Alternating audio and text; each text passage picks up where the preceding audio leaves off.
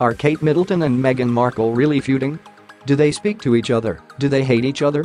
Has the relationship between Prince William and Prince Harry broken down completely? What's really going on? I've lost count of how many times I've been asked these questions since discussion of this so-called feud began just over a week ago. I've been asked by friends, by family, by people I barely know, and by some I've only just met. I'm not surprised people want to know the truth. Well, some do, others just want to be entertained with the what-ifs, but if I have learned one thing in covering the royal family for 8 years, it is that getting to the bottom of anything that goes on behind closed palace doors is a big challenge.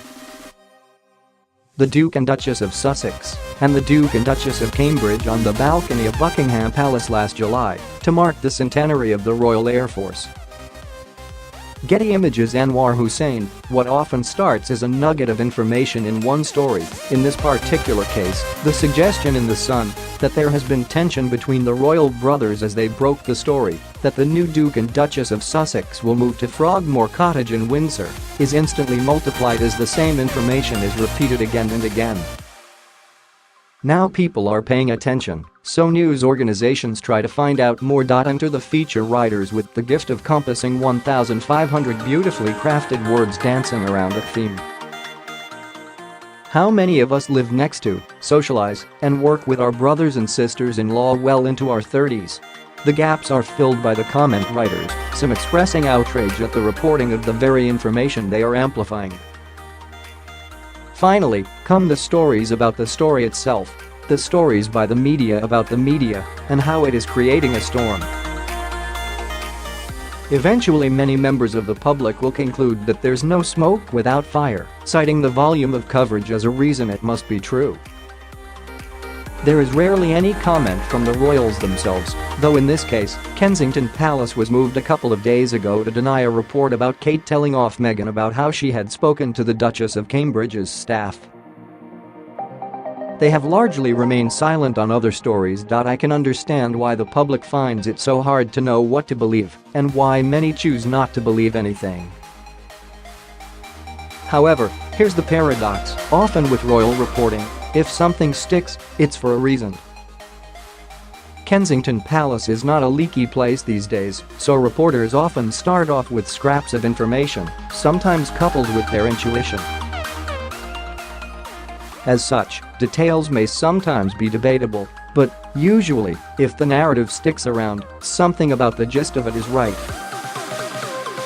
The royal family may not be ordinary, but the people in it are human.How. Many of us live next to, socialize, and work with our brothers and sisters-in-law well in our 30s.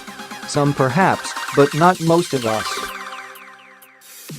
And those of us who do can probably attest to a few arguments along the way. Will Harry, Meghan, and Kate in November 2018 Getty Images WPA pool. Over the last 7 years, we have become accustomed to seeing Harry, Will, and Kate as the three musketeers. Harry attended event after event with William and Kate that we have developed a false sense that this is how things should be. Had William and Harry met their respective partners at the same time, this might not have happened, but his years of being single, while William was married with children, has meant Harry tagged along with them instead of turning up at events all by himself. The idea that anyone Prince Harry married would just slot right in, making three a cozy four, and things would carry on exactly as before was always a little unrealistic.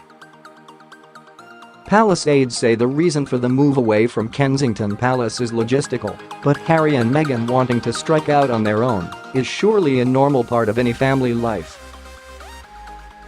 As for disagreements, there undoubtedly have been some. Many people would agree that this too is part of family life, particularly when change occurs.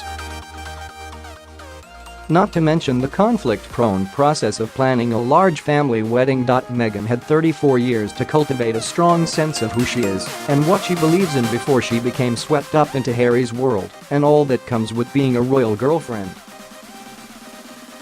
Before marrying him, she moved countries, gave up her career, and committed herself to a life of duty in the public eye.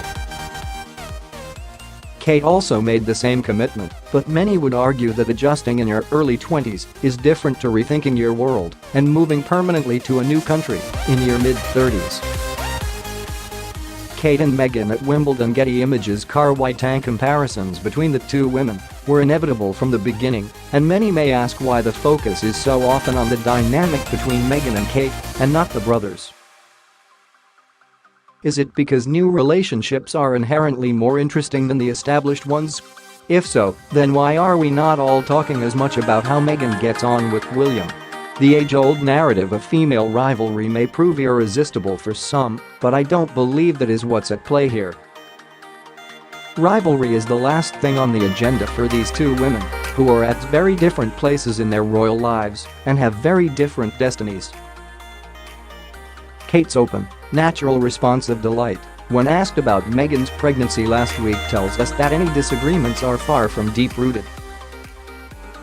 In hindsight, one of the most illuminating moments for observers of the William, Kate, Harry and Meghan dynamic came when the foursome were carrying out their first official engagement together at the Royal Foundation Forum in February.